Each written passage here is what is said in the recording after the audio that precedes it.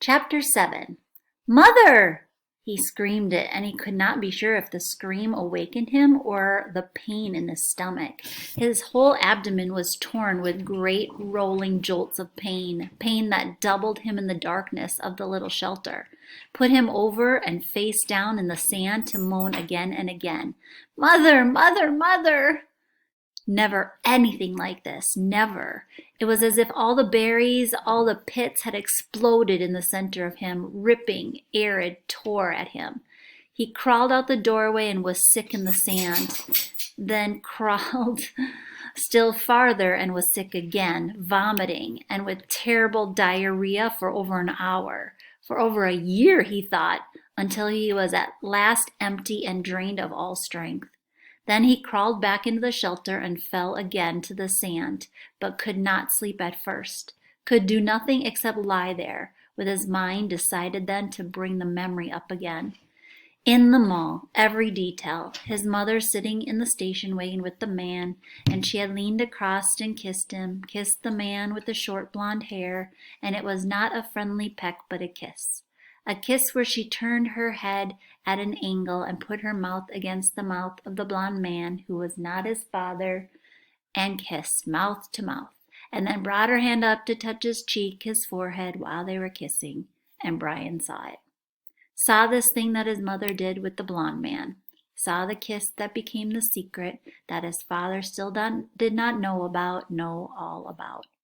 The memory was so real that he could feel the heat in the mall that day, could remember the worry that Terry would turn and see his mother, could remember the worry of the shame of it, and then the memory faded and he slept again, awake.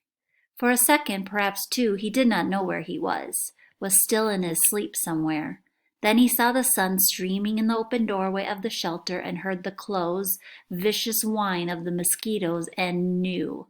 He brushed his face, completely welted now with 2 days of bites, completely covered with lumps and bites, and was surprised to find the swelling on his forehead had gone down a great deal, was almost gone. The smell was awful and he couldn't place it. Then he saw the pile of berries at the back of the shelter and remembered the night and being sick. Too many of them, he said aloud, too many gut cherries. He crawled out of the shelter and found where he messed in the sand. He used sticks and cleaned it as best he could, covered it with clean sand, and went down to the lake to wash his hands and get a drink. It was still very early, only just past true dawn, and the water was so calm he could see his reflection. It frightened him. The face was cutting and bleeding, swollen and lumpy, the hair all matted, and his forehead, a cut had healed but left the hair stuck with blood and scab. His eyes were slits in the bites, and he was somehow covered with dirt. He slapped the water with his hands to destroy the mirror. Ugly, he thought, very, very ugly. And he was, at that moment, almost overcome with self-pity. He was dirty and starving and bitten and hurt and lonely and ugly and afraid and so completely miserable that it was like being in a pit, a dark, deep pit with no way out.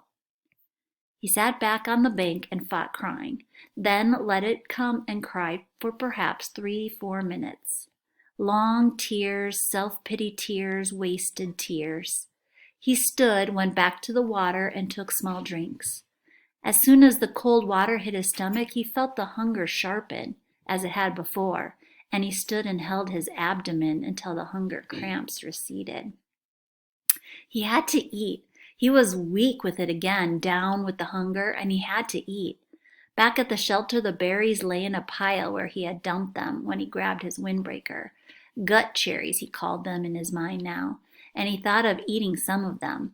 Not such a crazy amount as he had, which he felt brought on the sickness in the night, but just enough to stave off the hunger for a bit. He crawled into the shelter. Some flies were on the berries, and he brushed them off. He selected only the berries that were solidly ripe, not the light red ones, but the berries that were dark, maroon red to black and swollen in ripeness. When he had a small handful of them, he went back down to the lake and washed them in the water. Small fish scattered away when he splashed the water up, and he wished he had a fishing line and a hook. Then he ate them carefully, spitting out the pits. They were still tart, but had a sweetness to them, although they seemed to make his lips a bit numb. When he finished, he was still hungry, but the edge was gone and his legs didn't feel as weak as they had. He went back to the shelter. It took him half an hour to go through the rest of the berries and sort them, putting all the fully ripe ones in a pile on some leaves, the rest in another pile. When he was done, he covered the 2 piles with grass he tore from the lake shore to keep the flies off and went back outside. They were awful berries, those gut cherries, he thought. But there was food there, food of some kind, and he could eat a bit more later tonight if he had to. For now he had a full day ahead of him. He looked at the sky through the trees and saw that while there were clouds, they were scattered and did not seem to hold rain. There was a light breeze that seemed to keep the mosquitoes down, and he thought, looking up along the lake shore, if there was one kind of berry, there should be another kind, sweeter kinds. If he kept the lake in sight as he had done yesterday, he should be all right, should be able to find home again, and it stopped him. He had actually thought at that time, home. 3 days, no, 2, or was it 3? Yes, this was the 3rd day, and he had thought of the shelter as home. He turned and looked at it, studied the crude work.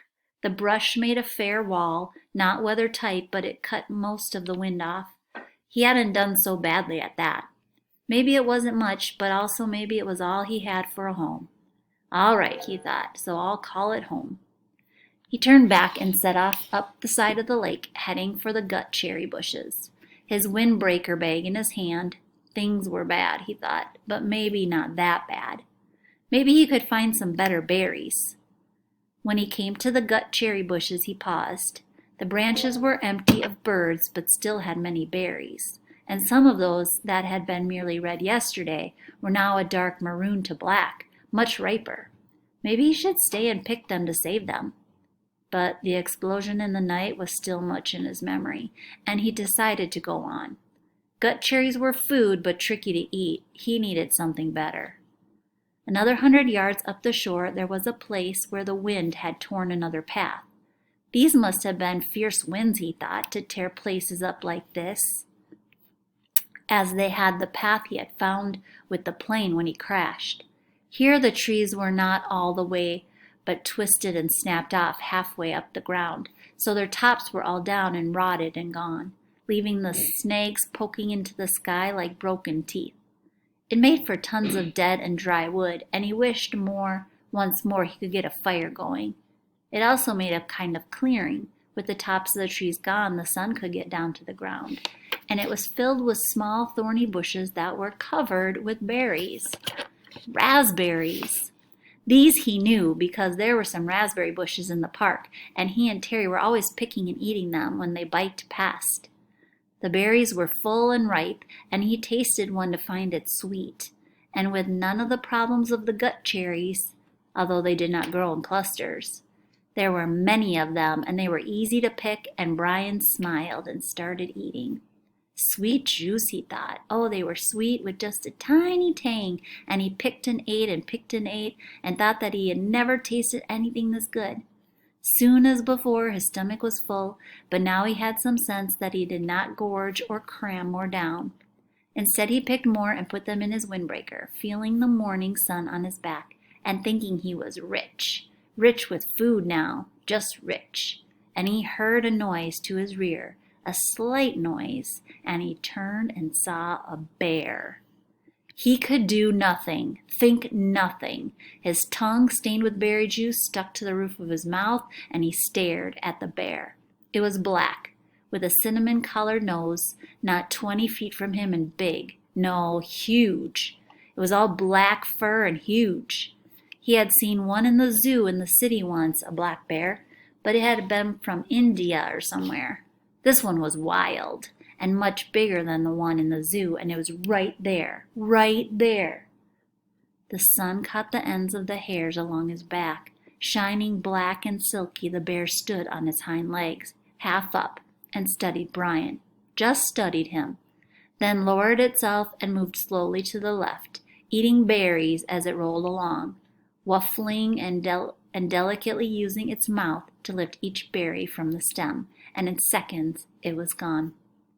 Gone, said and Brian still had not moved. His tongue was stuck to the top of his mouth, the tip half out, his eyes were wide, and his hands were reaching for a berry.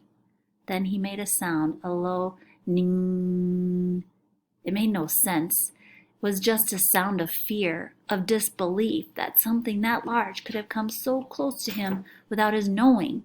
It had just walked up to him and could have eaten him, and he could have done nothing, nothing. And when the sound was half done, a thing happened with his legs, a thing he had nothing to do with, and they were running in the opposite direction from the bear, back to the shelter. He would have run all the way in panic, but after he had gone perhaps 50 yards, his brain took over and slowed and finally stopped him. If the bear had wanted you, his brain said, he would have taken you. It is something to understand, he thought, not something to run away from. The bear was eating berries, not people. The bear made no move to hurt you, to threaten you. It stood to see you better, study you, then went on its way eating berries. It was a big bear, but it did not want you. Did not want to cause you harm, and that is the thing to understand here. He turned and looked back at the stand of raspberries. The bear was gone. The birds were singing. He saw nothing that could hurt him. There was no danger here that he could sense, could feel. In the city at night there was sometimes danger. You could not be in the park at night after dark because of the danger. But here the bear had looked at him and had moved on, and this filled his thoughts. The berries were so good. So good, so sweet and rich.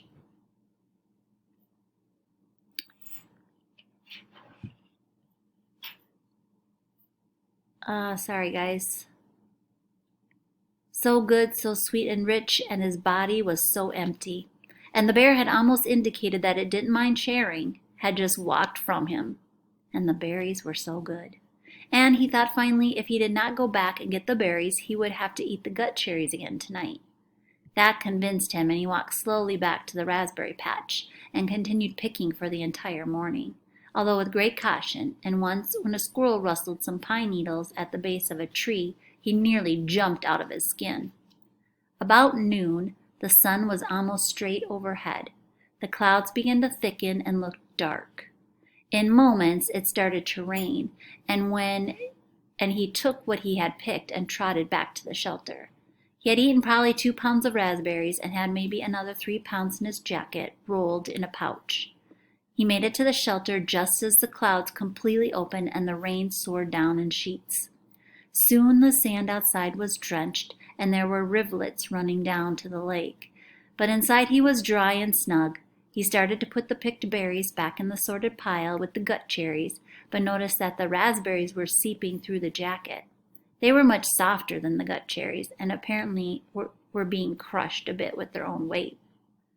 When he held the jacket up and looked beneath it, he saw a stream of red liquid. He put a finger on it and found it to be sweet and tangy, like pop without the fizz.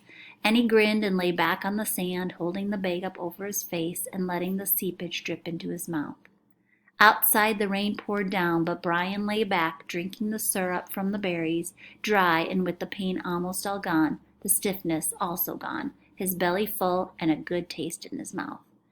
For the first time since the crash, he was not thinking of himself, of his own life. Brian was wondering if the bear was as surprised as he to find another being in the berries. Later in the afternoon, as evening came down, he went to the lake and washed the sticky berry juice from his face and hands, then went back to prepare for the night. While he had accepted and understood that the bear did not want to hurt him, it was still much in his thoughts, and as darkness came into the shelter, he took the hatchet out of his belt and put it by his head, his hand on the handle, as the day caught up with him and he slept.